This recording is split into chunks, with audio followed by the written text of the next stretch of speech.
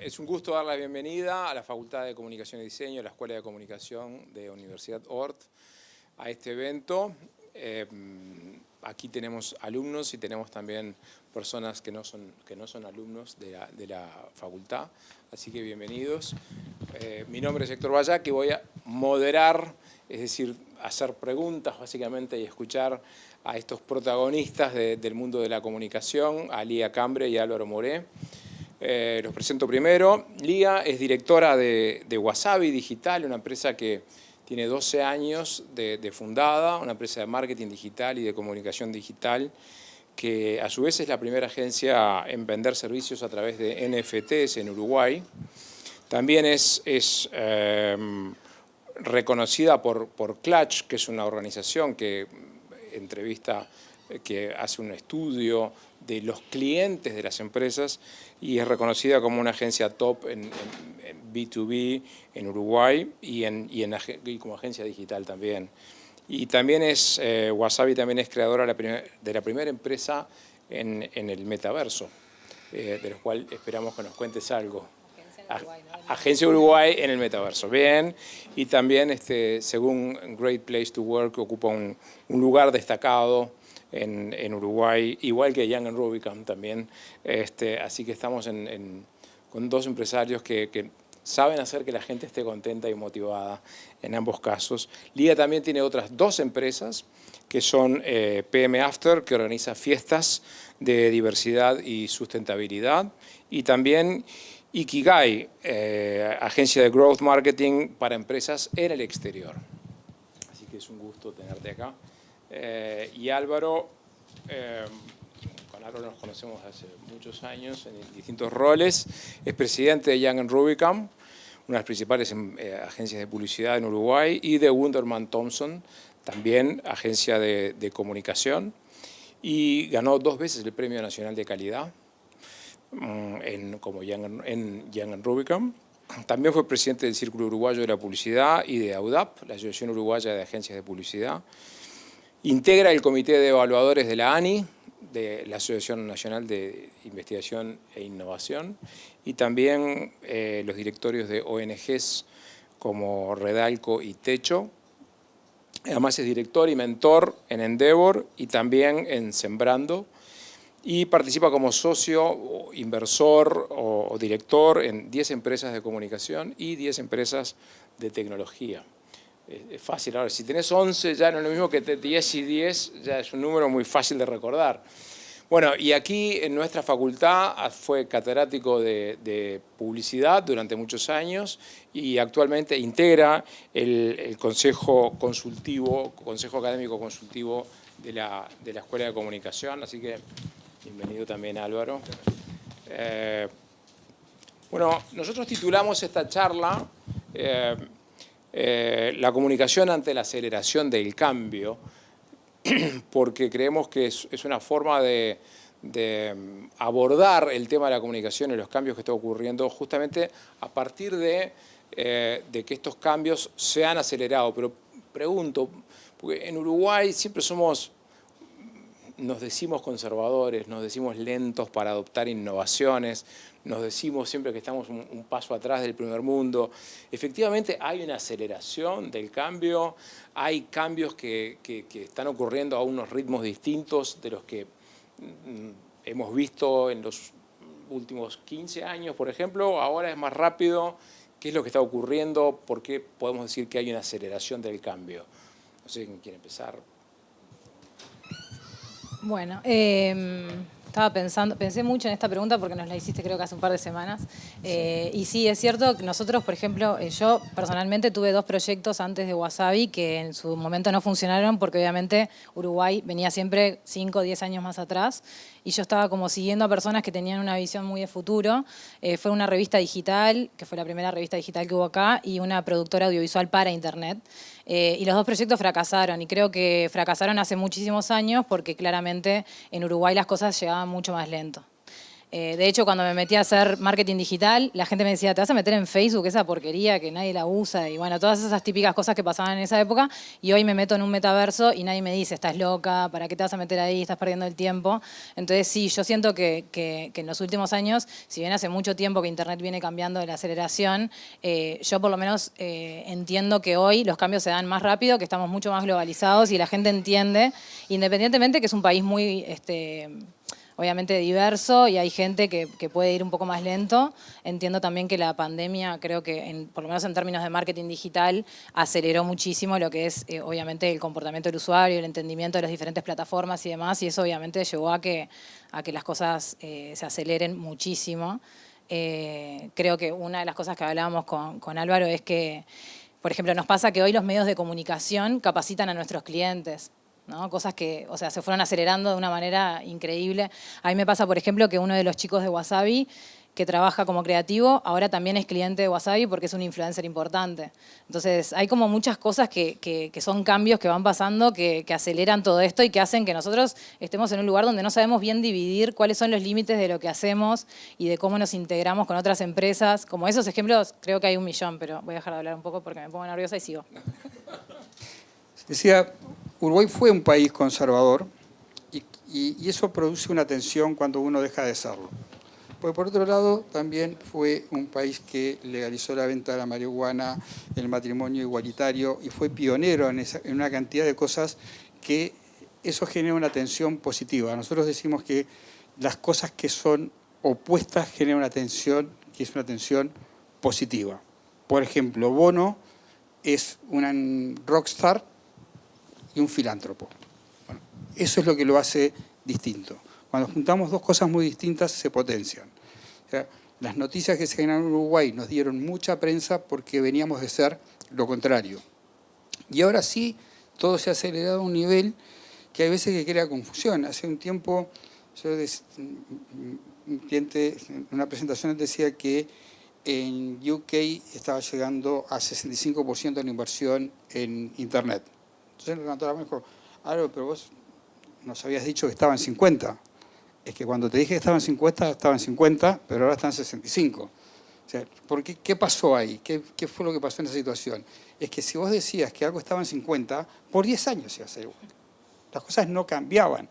La televisión color se creó en Estados Unidos en junio del 51. Llegó a Uruguay el 25 de agosto del 81. Demoró 30 años y 30 días. Y Wasabi tiene una empresa en el metaverso, que todavía estamos tratando de entenderlo. Entonces, ahí vemos el cambio de dimensión.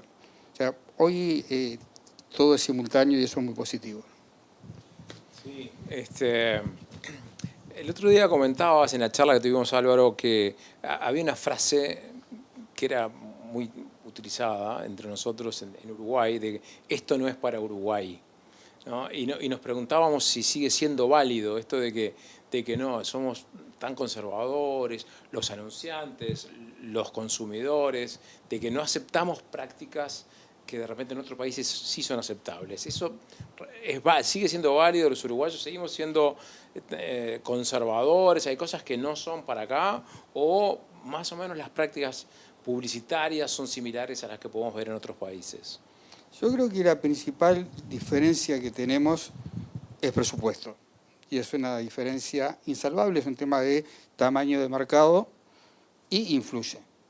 Realmente influye porque la creatividad es muy importante, la planificación es muy importante, pero hay veces que, o la mayoría de las veces, para ejecutar una buena idea se necesita presupuesto. En presupuesto venimos de atrás. En todo el resto yo creo que estamos igual, que cada vez estamos mejor, que esa imagen de país conservador quedó atrás.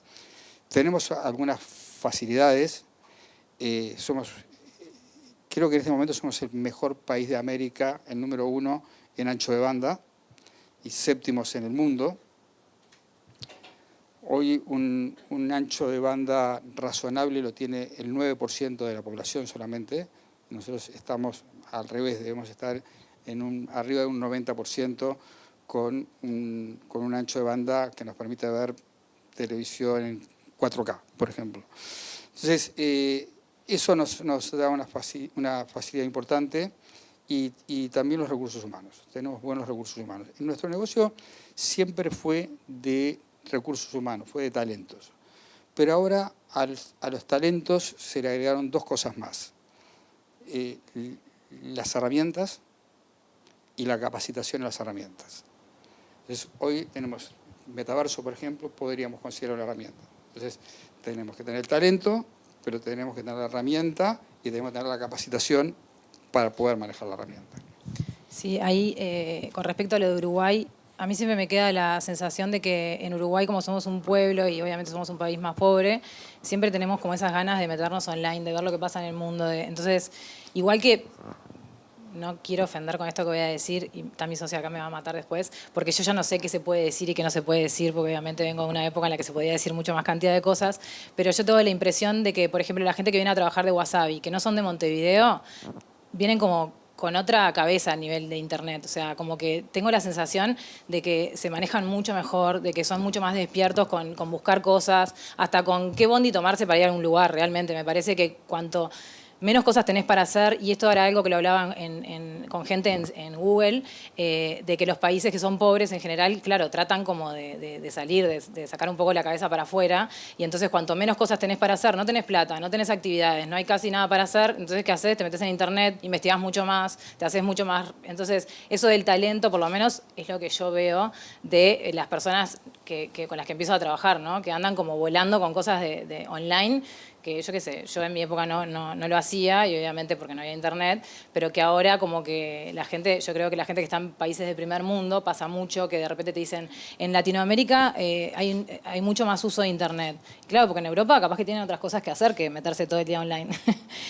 Había una serie que mostraba un típico caso, ¿no? De alguien que capaz que tenía tremendo celular y capaz que había días que no tenía ni para comer, y le preguntaban, una persona veo como que le preguntaba, no entiendo, y le dice, bueno, esta es mi ventana a una vida mejor. O sea, entonces ese tipo me parece que de búsqueda de poder salir un poco es lo que nos pasa acá en un pueblo como Uruguay, que los talentos se desarrollan, que empiezan a mirar para afuera, empezamos a trabajar todos para afuera. O sea, como que me parece que hay un tema de lo que hablábamos hoy, ¿no?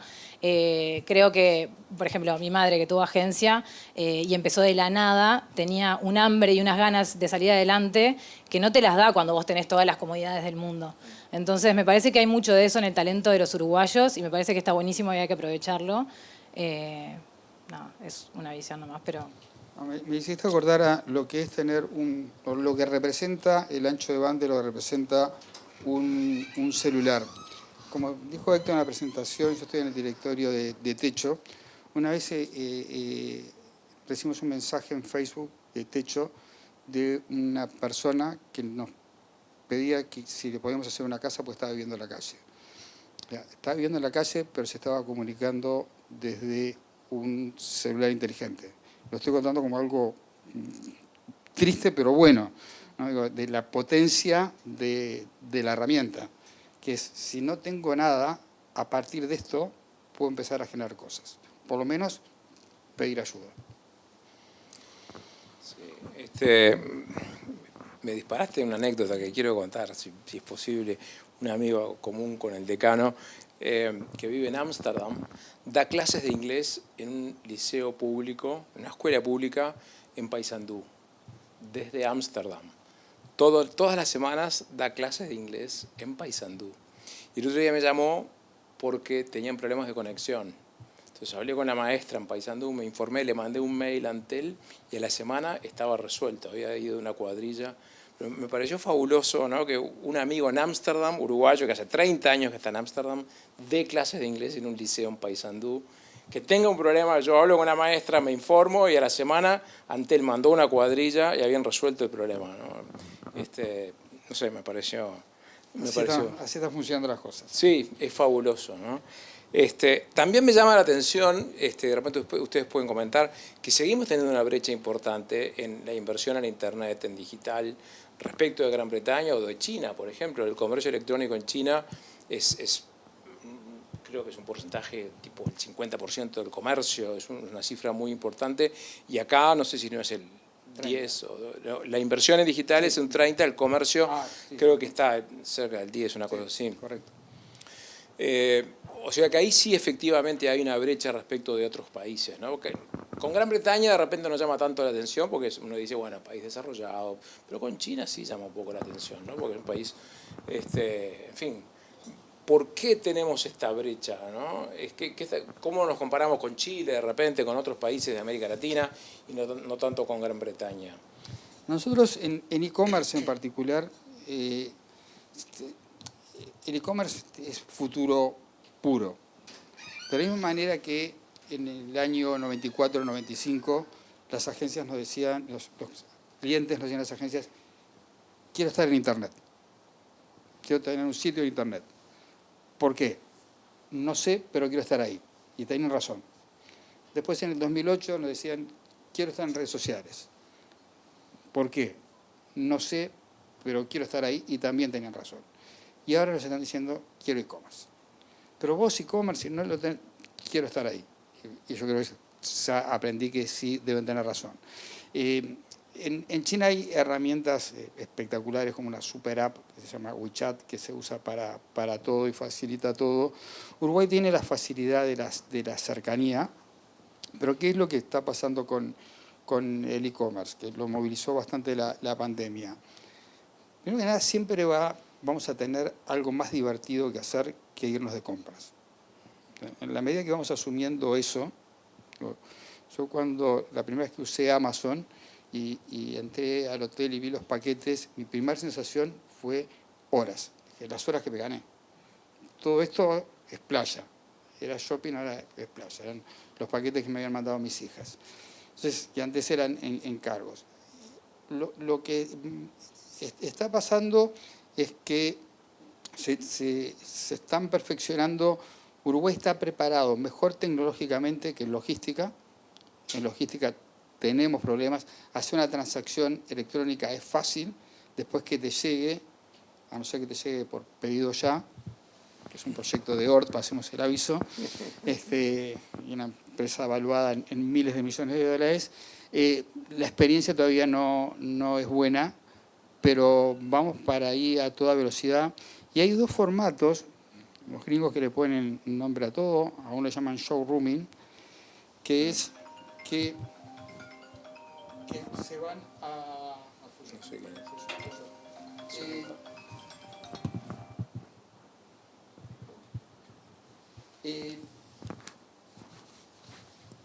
están pasando dos cosas. Una, estamos tratando de entender todo esto. Tenemos las compras por Internet, eso es e-commerce. Tenemos gente que va a un local, mira, eso lo llamamos showrooming, mira, toca, elige y después lo compra por Internet. Esto ha llevado a que haya gente, algunos en broma y otros más en serio, que están diciendo voy a empezar a cobrar, no por mirar, pero hay una zapatería en Estados Unidos que ya cobra $1 por probarse los zapatos. Porque venís, te lo probás, te asegurás que te queden cómodos, y después vas y te los comprás, pero no necesariamente me los comprás a mí. Entonces, ese es uno de los modelos. El otro es el inverso, hacemos toda la investigación por Internet y después vamos y hacemos la compra física.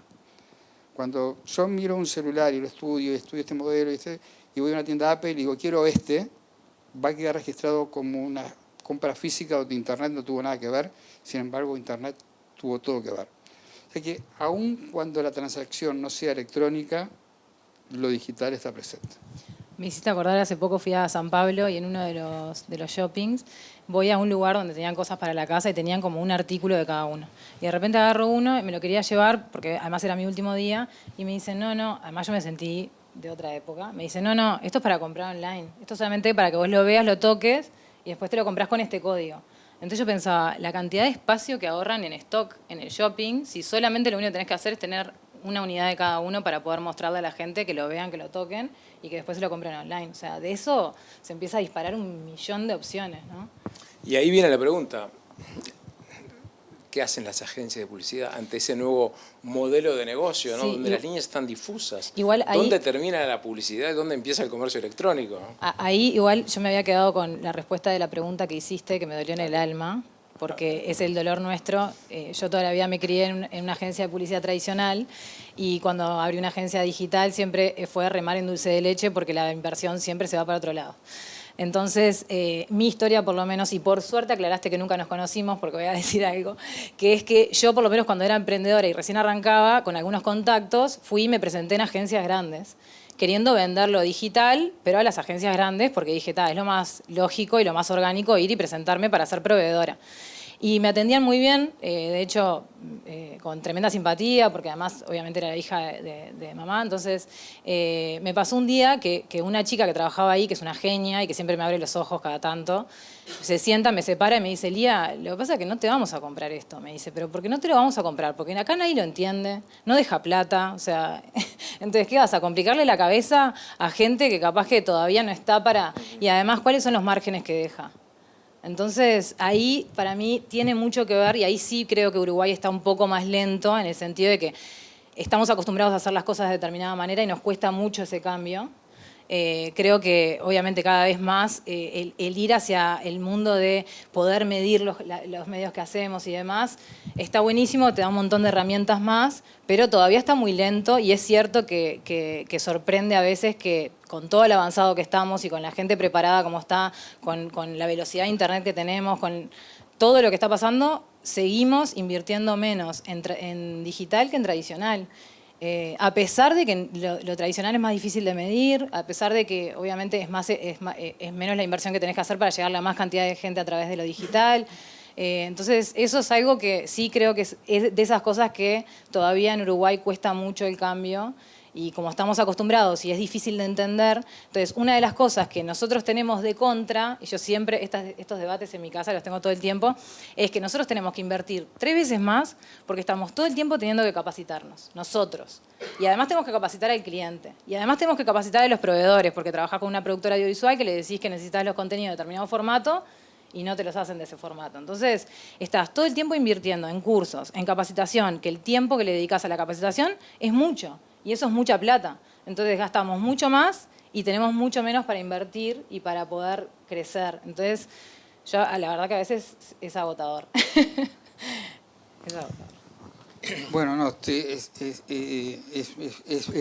bien así, tanto que hace un par de años di pre-COVID en Cartagena una pandemia exactamente sobre este tema, tratando de contestar la pregunta ¿por qué nos costaba tanto?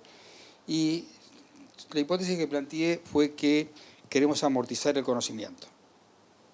O sea, Montserrat y yo, por ejemplo, que sabíamos mucho de offline, un día nos encontramos con este mundo, decimos, che, no me hagas tirar todo lo que aprendí y decirme que tengo que aprender todo de nuevo. ¿Por qué no tratamos de estirarlo un poquito más? ¿Y el cliente no te presiona? No, el cliente está en la misma situación. Vamos a no complicarnos entre todos. Entonces, eso puede ser una de las razones del tema. Hay gente que no se sube a digital. Lo digital lo tenés que sentir. Yo tuve una experiencia, yo leo mucho en digital. Ahora yo conocí digital acá y me lo enseñó Eduardo, o lo aprendimos juntos, no sé. Pero, por ejemplo, no había exploradores, teníamos que escribir las direcciones. Y yo me acuerdo que tenía invitaron a licitar Mitsubishi y vine acá al data center a ver si no podía. El gerente de Mitsubishi llamó a 8 agencias y nos dijo, miren, es sobre este auto en su nueva versión, no tengo las fotos. Y yo vine aquí a ver si podía conseguir las fotos por internet. Y conseguí las fotos por internet y presenté la campaña con los modelos nuevos y la gente no lo puede entender. Dice, pero ¿cómo hiciste? Pues yo no los conozco. ¿Cómo sé que son estos? ¿De dónde sacaste? De internet. ¿Pero de internet de dónde? De Mitsubishi. ¿Pero eso es legal? Entonces, digo, bueno, a mí todo eso me divirtió mucho y dije, quiero tener internet en la agencia, porque tuve como una buena experiencia, y le pedí a un ingeniero amigo, me pusieron internet en la agencia, y muchos amigos, cuento esta anécdota para que vean cómo en unos años las cosas cambiaron de forma tan radical. Muchos amigos me llamaban por teléfono y me decían, che, Álvaro, ¿es cierto que tenés internet en la agencia? Sí. ¿Y cómo es? ¿Cómo te cuento internet por teléfono? Entonces empecé a dar hora y decía, venite a las 6 de la tarde y te lo muestro. Entonces abrí un bibliorato y imprimí unas hojas, que eran broma, por supuesto, pero decía, me tenían que firmar un documento, como firmamos ahora acá, que decía, yo conocí Internet gracias a Álvaro Moré. Y ahí tengo a Claudio Invernizzi y a una cantidad de gente, a Pablo Lecuder. Y Pablo Lecuder, de Océano, un día me viene a decir, Álvaro, mira, tenés una hora, capaz que un poquito más, porque voy a subir a Océano a Internet. Pero primero te tengo que explicar bien lo que es Internet. Dije, aguantemos un cachito. Dije, ¿esta firma es tuya? ¿Vos conocés? Uy, me había olvidado de esto. Bueno, todo eso sucedió en 25 años. Nosotros venimos de una industria que durante 100 años prácticamente no pasó nada. Lo que decía recién, la televisión pasó de blanco y negro a color, fue una noticia, apareció el cable, fue otra noticia y no pasó más nada. Y desde que apareció Internet hasta ahora es abrumador. Abrumador. Yo tengo una práctica cuando me invitan a este tipo de reuniones de darle una mirada a las noticias de último momento, porque probablemente algo cambió. Y muchas veces cambió. O sea, si lees las noticias de tecnología, van cambiando todos los días y en cualquier dirección y en forma contraintuitiva. Porque cuando vos decís, ya entendí cómo funciona esto, te aparece algo que funciona totalmente de otra manera. Creo que eso lo hace más desafiante también. Sí, bueno, el otro día hablábamos que me habían hecho una nota en un programa de Canal 4 y en pandemia la volvieron a reflotar porque se ve que no podían producir. Y yo le decía a Álvaro que me moría de la vergüenza porque salía en la tele diciendo cosas que hacía 2 años. O sea, imagínense en digital, todo lo que estaba diciendo estaba mal. Entonces yo estaba re estresada, gané un cliente gracias a esa salida de tele.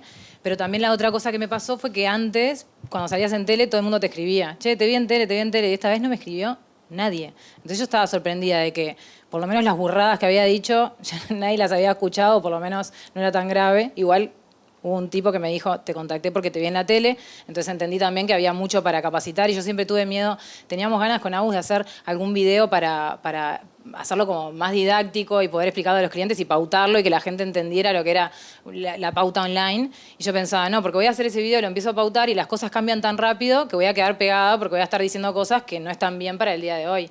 Entonces es tremendo desafío estar a la vanguardia. De hecho, el otro día en un podcast yo les decía que yo me despierto y ya sé que no soy experta en nada. Y sobre todo no se puede ser experto en digital porque es todos los días una noticia que cambia absolutamente las reglas de juego. Por ejemplo, desde hace, no sé, yo hace 1 mes y medio que empecé a usar BeReal, que es la nueva red social que me imagino que muchos de los que están acá la están usando. Y me dice una clienta, le digo, hacete un perfil, porque yo le estaba tratando de explicarle, le digo, hacete un perfil, y viene y me dice, me dice, estoy re quemada, me dice, porque yo en las redes las odio, pero por lo menos puedo chusmear todo. En esta, si yo no subo contenido, no puedo chusmear nada, me decía. Y es parte del juego de, bueno, mantenerse actualizado y de poder entender qué es lo que quiere la gente, ¿no? Y es muy difícil. Y yo soy de la generación de no internet. De hecho, odiaba las computadoras, odio profundamente. El otro día hablábamos en una charla que la gente ahora piensa que ser programador es una genialidad porque te pagan muy bien y porque obviamente tenés oportunidades de trabajar desde donde quieras, de cualquier lado del mundo. Y está como súper bien visto ser bueno en matemáticas, ser bueno en programación, ser bueno en todo eso. Y yo pienso, qué tarde que llegué, porque me estoy dando cuenta que el día de mañana lo que se va a valorar es poder mirar a alguien a los ojos, charlarle, poderle sacar un tema, poder generar esas cosas de las relaciones públicas que se están perdiendo un poco por culpa, obviamente, de los medios digitales y de encerrarnos todos en una pantalla y de no interactuar con gente, ¿no? Salíamos de una charla, por ejemplo, y había unos oradores ahí, y yo estaba con un grupo de gente más chica que yo, y me decían, ahí están los oradores. Y yo digo, ay, dale, vamos a hablarles. Y terminé saliendo con ellos a bailar, terminamos haciéndonos amigos y todo, y ellos eran incapaces de acercarse a decirles, ¿qué tal? Mi nombre es X y me interesó lo que dijiste. Entonces yo me proyecto un poco con esperanzas del futuro, de que vamos a valer un poco más que capaz que lo que es la programación hoy, pero es tan cambiante que ni siquiera eso es seguro, o sea que puede pasar básicamente cualquier cosa, pero sí, es medio abrumador. Pero yo, para acompañarte en la parte optimista de que va a cambiar, le doy algunos indicadores de dónde estamos hoy en el uso de digital. chequeamos el teléfono 150 veces por día, scrolleamos unos 150 metros, no tengo una referencia, porque cuando estábamos en 120 tenía la torre 4 de World Trade Center, que son 40 pisos, o sea que scrolleamos unos 60 pisos, chequeamos 150 veces. TikTok dice que se está llevando 80 minutos por día de nuestras vidas. En esta parte del mundo, México está a la cabeza del consumo de horas sociales con 5 horas por día. Yo leo en Kindle, veo que Kindle les da la posibilidad de saber en cuánto tiempo van a leer un libro, y yo leo libros en 10, 12 horas. O sea que si pasáramos parte de esas horas en redes sociales, podríamos leer 4 o 5 libros por mes sin problema, y seguramente de una forma más productiva. ¿Por qué soy optimista? Porque ahora estamos llegando a un punto de exageración que va a empezar el retorno. Creo que no vamos a subir de 5 horas a 6, sino que vamos a bajar de 5 horas a 4 y así sucesivamente. Pues también se va a empezar a perder la novedad. Hoy la competencia que tienen las redes sociales, no las redes sociales, todo lo que sea digital, porque por ejemplo TikTok no es necesariamente una red social, o Netflix no es una red social, lo que hacen es compiten por nuestro tiempo, que es lo único que no tiene cambios y que es perpetuo. El día tiene 24 horas. Nadie puede decir, yo tengo un promedio de 24 horas y un minuto, no me da. Si te quedaste todo el día con TikTok, te llevaste un máximo de 24 horas. Eso es lo que hace, esa pelea es de tal dimensión, porque como nunca nos olvidemos que atrás de todo esto hay un negocio, y el que dice, TikTok cuando dice yo tengo a la gente 80 minutos conmigo, lo que está haciendo es vengan a hacer publicidad conmigo. Y es por eso que compiten tanto con nuestro tiempo que cuando se termina un video empieza otro, inclusive en Netflix. En Netflix tenemos que manotear el control remoto de apuro para que no nos dispare el próximo capítulo de una serie, porque quieren fomentar ganar un segundo más. Entonces, ahí es donde estamos, pero como decía, está todo tan contraintuitivo. Leí esta semana que la previsión de aumento en inversión en Estados Unidos en offline, en medios tradicionales, para el 2023 es de 3.5 y la digital también es de 3.5. Entonces ahí como que se estabiliza un poco de nuevo y puede haber un repunte de los medios, no se sabe por qué todavía. Entonces, la única manera es estar actualizándose y leyendo. Los libros pasaban a ser un problema, algunos libros también hay que elegir de qué leer, porque hay que leer más, en tecnología es más práctico leer noticias. Miren, déjenme contarles, capaz que las vieron, porque todo lo que a uno le parece una novedad, dice, pero eso ya hace 2 semanas que está, pero hace como un par de meses de la agencia andaban jugando con un software donde uno escribía, y lo que escribía, lo único que había que escribirlo era en inglés, lo transformaba en un dibujo, ¿no? Entonces, si vos escribías, no sé, 3 astronautas dando una conferencia, te hacía una foto de 3 astronautas dando una conferencia. Bueno, ahora la semana pasada vi eso mismo, pero en video. O sea que, y le podemos escribir la posición de cámara, y podemos pedir un contraplano, y siempre escribiendo. Nosotros escribimos y eso se procesa, eso es inteligencia artificial pura, con un nivel de procesamiento muy complejo, pero eso también está resuelto, pues se sube a la nube y por muy poco dinero te lo hacen. Entonces, realmente que uno escribiera y eso se transformara en video es acostumbrarse a que todo es posible. Le he preguntado a algún amigo programador a cuánto estamos de que en vez de programar, escriba. Me contestó que no, por supuesto. Pero no sé, porque si ya podemos producir un video solamente escribiendo, no sé a cuánto estamos de poder programar escribiendo. Sí, yo justo ayer hablaba con Martín Carrier de FE, que le dije una frase que me parece que casi me mata. Le dije, ¿no te parece que la publicidad antes era más arte y ahora es más como ciencia, matemática, como que... Y me dice, ¿sabes qué? Primero pataleó un poco, pero después me dijo que Maju, que es una de mis socias de Ikigai, me dijo, sí, ¿sabes qué? Maju me cerró la boca el otro día porque me estaba mostrando anuncios muy básicos que vendían mucho más que los que eran una maravilla. Y claro, ahora al poder medir eso y poder entender que capaz que una placa simple con un texto o un video hecho por una máquina puede llegar a lograrte un mejor resultado y que lo podés medir en tiempo real, hace que, por lo menos la magia que yo viví, yo estudié cine además, y la publicidad desde que soy chiquita me fascina, me parece un arte. Ahora es como que la veo ahí y digo, no, acá lo que me importa es vender y que el anuncio capaz que de arte no tiene nada, ni la A. Entonces, eso...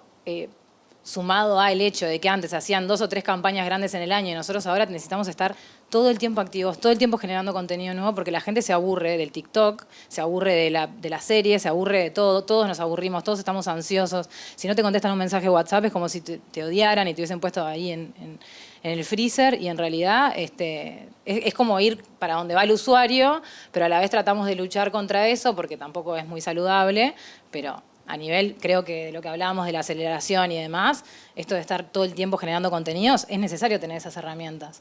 Hoy hay, no solamente digamos, se automatiza la generación de contenido, se automatiza la compra de medios, se automatiza cómo mejorar una campaña sin que necesites una persona. Todo esto también tiene esa cosa de, bueno, al final, ¿cuál es mi rol? Lo que hablábamos al principio, ¿no? ¿Cuál es mi rol en este negocio?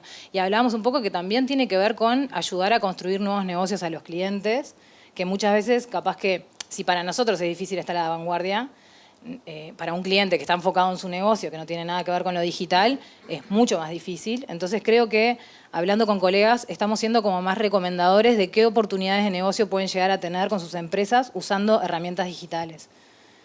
Bueno, ahí justamente me llevas a una pregunta que me habían disparado hace un rato. ¿Dónde están las líneas? ¿Dónde están los límites del servicio que brinda una agencia de publicidad? Si es que ese nombre sigue vigente todavía, agencia de publicidad, no sé si sigue vigente porque estás hablando de asesorar en comercio electrónico. Ya no es típico de una agencia de publicidad. Mismo vemos consultoras tradicionales como Deloitte, Price, KPMG, etcétera, que tienen departamentos creativos hoy en día, ¿no? Que ya no son, que antes era exclusividad de la agencia de publicidad, hoy ya no es exclusividad de la agencia de publicidad. Entonces, ¿cómo está cambiando el modelo de las agencias? ¿Cómo se van a adaptar? Porque decimos, comercio electrónico, digital, la creatividad también en las consultoras. Bueno, las líneas están difusas. Están muy, muy difusas. Yo creo que una manera de empezar, porque vieron que tendemos siempre a hablar por el qué, ¿no? ¿Qué es TikTok? ¿Qué es Instagram? Yo creo que tenemos que volver al para qué. Y el para qué es, ¿para qué hacemos publicidad? Porque alguien necesita promover sus ventas. ¿Y para qué otra cosa? Para ninguna otra cosa. De repente muy distraído dice, bueno, y para construir marcas. ¿Y para qué quieres construir marcas? Para vender más. No hay ninguna respuesta que no sea para no vender más. O sea, lo que decía Elia, que es el nuevo problema que enfrentamos, es que hoy se puede vender más con otras herramientas que no le podemos llamar publicidad. Por ejemplo, Marketing Automation. Todo el mundo de lo que es CRM, Salesforce. En Salesforce hablan de campañas. Yo me vi un ingeniero hablando de campañas, que además de un cliente mío, y decía, entonces hacemos esta campaña y lanzamos este mensaje, y si pasa esto, se dispara este mensaje, y si no, por eso preparamos 6 campañas diferentes. Y yo dije, y nosotros no hicimos nada de eso. Eso era Salesforce. Entonces, bueno, probablemente tendríamos que tener especialistas de Salesforce adentro de la agencia. Y vamos a tener que incorporar, nosotros tenemos en la agencia 2 ingenieros de sistemas, tenemos 2 matemáticos, tenemos 2 o 3 economistas. Yo nunca pensé que eso iba a suceder. Entonces, el futuro nuestro tiene que ver con subirse a esta, no pelearla, no negarla. Digo, si está bien o no está bien, si nos gusta o no nos gusta, vamos a tomar un trago y hablamos de eso, pero la verdad nos está llevando a que nos tenemos que subir. Estamos yendo a un mundo donde todos hacen de todo. Le vamos a poner un ejemplo. Deloitte, la empresa de consultoría, es en muchos países auditor de la empresa donde yo trabajo. En otros países nosotros somos la agencia de publicidad de ellos. Y en otros países ellos dan servicios de agencia de publicidad. Íbamos a comprar una agencia digital en Miami, mis jefes iban, íbamos a comprar un Wasabi de Miami. Y dicen, miren que tenemos otra oferta. Bueno, estás negociando, te van a decir que siempre es una oferta, pero había otra oferta. Y un día nos dijeron, cerramos con los otros. Che, y ahora nos pueden decir, no son nosotros, sí. Nosotros en Deloitte. Y a Deloitte yo le muestro mis libros porque me vienen a auditar. Entonces, si me llaman de Deloitte, me dicen, Charo, te llaman de Deloitte, ¿me pongo contento porque estoy por conseguir un cliente o me vienen a auditar? Y lo mismo pasa porque cuando decimos, las tecnológicas se metieron en la publicidad. Cuando decimos, sí, Google, Meta, TikTok. No, IBM se metió en la publicidad. Pero eso está pasando en algún país del mundo. En Uruguay, por ejemplo, IBM está ofreciendo a algunos clientes servicios de inteligencia artificial con su herramienta Watson. O sea, IBM está metiéndose en negocio. IBM, que además digo, es Industrial Business Machine, no importan los nombres, sino lo que hacen las empresas. Pues hoy me entero que SAP, no hay nadie que esté vinculado a SAP acá. SAP es una empresa muy aburrida. Estamos grabando, aviso que estamos grabando. Realmente SAP es reconocida como el ERP más sofisticado del mundo y más complejo, donde la gente sufre mucho en instalarlo y una vez que lo instala, funciona a la perfección. Pero es ingeniería pura y dura. SAP está en el negocio de la publicidad también. Accenture, ni que hablar. Accenture es de los mejores. O sea, en digital es de los mejores a nivel global. Entonces lo que estamos haciendo es, también nosotros empezamos a invadir. Y por eso nosotros que no éramos de e-commerce también estamos metiéndonos en e-commerce. Y yo diría que tal vez de lo que vamos a empezar a escuchar hablar más, ya estamos hablando, pero vamos a empezar a escuchar cada vez más, es de Customer Experience. Por ahí va a venir el tema que es el que engloba todo, que es la experiencia del consumidor, y la experiencia física o online. La experiencia total de cómo hacerle la vida más fácil a un consumidor que está acostumbrado a resolver las cosas apretando un botón. ¿Quiero un auto? Aprieto un botón. ¿Quiero una novia? Aprieto un botón en Tinder. Quiero un auto, aprieto un botón en Uber y me dice que el Uber va a demorar 4 minutos y tiro el celular y digo, ¿qué porquería esto? ¿Qué porquería? Esto está pegando en 18 servidores alrededor del mundo, es una maravilla, pero nos acostumbramos muy rápido a eso y queremos que las cosas sean así. No queremos que sean de otra manera. Las cosas las resuelven papá, mamá o el celular. Bueno, nosotros mismos estamos ofreciendo una licenciatura en comunicación, orientación analítica de datos.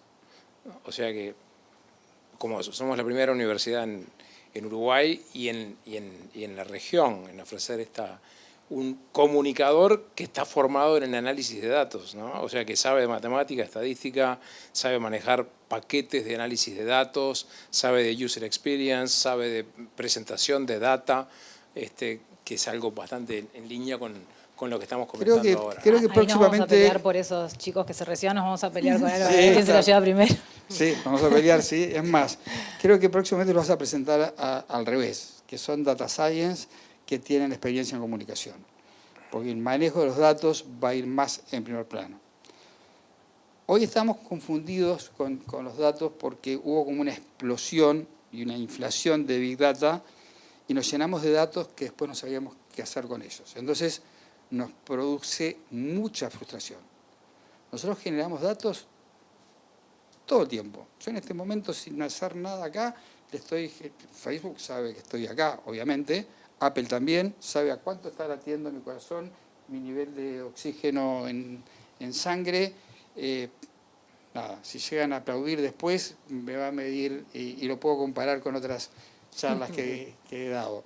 Entonces, Pero ¿para qué sirve todo eso? Probablemente para nada. O sirva para uno mismo. Hay aplicaciones que miden todo, que generan una cantidad de datos. El tema es los datos usados con un sentido. Hace poco vi una data science que decía que hay una empresa que entre gratis y por muy poco dinero te hace un examen de ADN. ¿Y cómo monetiza? Se lo vende a un laboratorio. Va toda tu información completa, peso, edad, altura, país, y tu ADN, menos nombre y apellido, va todo. Y ahí, bueno, ese es un caso interesante de data con sentido. El tema es cuando vamos a buscar datos, la primera pregunta que tenemos que hacernos es ¿para qué los queremos? Sí, y ahí también me parece que pasa mucho por esto que hablábamos del desconocimiento de, por ejemplo, anunciantes en relación a lo digital, que de repente vienen plataformas que prometen cosas que a primera vista parecerían increíbles. Yo me acuerdo, tenía la madre de una amiga, trabajaba en un lugar donde estaban con todas las televisiones prendidas, en la época antes de internet obviamente, y anotaban cada vez que salía un aviso cuál era la frecuencia. Y ahora viene un software y te dice, yo te puedo analizar, porque hacemos un screen de, bueno, cuántos anuncios más o menos salen de las marcas y te puedo decir más o menos bastante cercano cuánto invierte tu marca o cuánto invierte la competencia. Y después haces el estudio y vos sabiendo lo que invertís y lo que te da el estudio y decís, esto es un divague y está lleno de gente que vende cosas que los anunciantes no pueden o no hacen los testeos suficientes o frente a un discurso muy lindo de venta compran algo que capaz que después cuando empezás a usarlo te das cuenta que no tiene la exactitud y capaz que vos terminaste invirtiendo más pensando que el cliente, el competidor estaba invirtiendo más y en realidad no era así. Entonces, también hay que tener cuidado con todo esto. Por eso está buenísimo que tengan gente que analice y sobre todo que tenga el criterio de poder decir, esto me sirve comprarlo porque me da más plata a mí o me sirve porque realmente me da datos de valor para mi cliente. Entonces, ese juego me parece que es también en toda esta locura y también poder ser el asesor del cliente a la hora de poder defender dónde poner la inversión y que no sea una ganancia unilateral, ¿no? Porque en el desconocimiento que hay eso es fácil de que pase. Se prometen muchas cosas y de repente cuando empezás a comparar o cuando empezás a analizar no es tan así. Creo que hacia dónde deberíamos ir, ¿no? ¿Cuál sería un futuro soñado? Porque hoy hablamos poco de la creatividad y nuestro negocio proviene de la creatividad y la creatividad siempre fue lo más importante y yo creo que sigue siendo lo más importante, pero es otro tipo de creatividad. A mí me hubiese gustado que la agencia de publicidad de Blockbuster, cuando existía Blockbuster, le hubiese llevado una idea que es, mira, te traje una idea que se llama Netflix. Ese es el sueño que yo creo que debemos impulsar. Es la creatividad aplicada a una solución de negocios. Y como la creatividad es un sistema de pensamiento, son condiciones, es pensamiento desestructurado, la persona que puede tener una idea para un spot de televisión o para una campaña digital puede ocurrirse de hacer un auto como Tesla. Entonces, creo que hacia ahí es hacia donde nos deberíamos mover, que es a la generación, usar la creatividad para la generación de soluciones sofisticadas. Hay una cantidad de ideas muy buenas hoy que lamentablemente no salieron de nuestra industria. Netflix es una, Tesla es otra, y así puede haber una cantidad. Bueno, yo creo que hoy tendríamos que empezar a mirar el futuro de nuestro negocio desde ese ángulo. Es una visión mucho más amplia de la tradicional. No es la tradicional de la creatividad para la publicidad, sino la creatividad para la generación de modelos de negocios. Bueno, pero lo que decía hoy, que era para qué. ¿No? Si lo que nosotros tenemos que hacer es, te tengo que ayudar a vender más, ahora te ayudo a vender más de esta manera. Tal cual. Bueno, de hecho, ayer me junté con estos que son colegas nuestros, que son creativos, y quedamos de juntarnos una vez al mes justamente para poder generar eso de fusionar ideas y poder generar nuevas oportunidades de negocio y no quedarnos solamente en hacer la publicidad que ayuda a aumentar las ventas, sino generar nuevos modelos de negocio, aprovechando los conocimientos digitales de las herramientas que existen y obviamente los clientes que uno tiene, ¿no? Y las ideas de los clientes también. Pero sí, yo estoy convencida 100% que es por ahí. O sea, la creatividad aplicada a qué otras cosas podemos hacer con el negocio del cliente. Modelos de negocios es una de las materias que hemos incorporado a nuestros planes. Ya aprovecho de pasarle aviso. Es un genio. Eso es publicidad. Porque, Bueno, yo en la ANI, que veo muchas ideas muy buenas, cercano al 100% vienen sin modelo de negocios. Dice, che, pero ¿cuál es el modelo de negocios? Si te quedan preguntando, te lo voy a mandar. Te vamos a dar pase. Bien, por supuesto.